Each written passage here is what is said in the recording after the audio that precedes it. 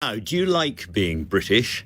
Do you feel a warm glow when you see the Union Jack fluttering in the evening air?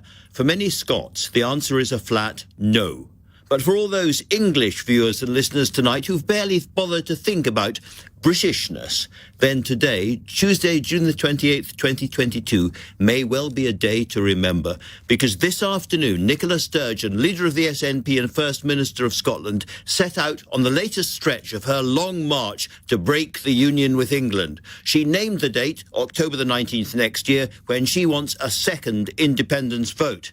Now, the law says it's not really up to her, it's up to the government in London. And Boris Johnson is clear he won't give permission for a second legally binding referendum through a so-called Section 30 order. Today, Sturgeon said to him, in effect, see you in court. I am ready and willing to negotiate the terms of a Section 30 order with him. Presiding officer, what I am not willing to do, what I will never do, is allow Scottish democracy to be a prisoner of Boris Johnson or any Prime Minister. And so she's asked her top legal official, the Lord Advocate, to apply to the Supreme Court in London for a ruling on whether her proposed referendum is legal. If the court says yes, she goes ahead. If it says no, she turns the next general election by 2024 into a de facto independence referendum.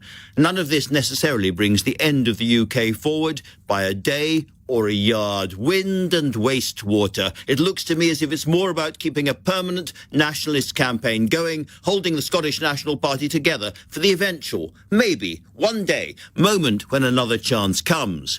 But in part because of Brexit, which Scotland did not vote for, that day will come. Already, around one half of Scots want out of Britain, and some of them are getting very frustrated. Again, you may think, don't care, it doesn't really matter to me.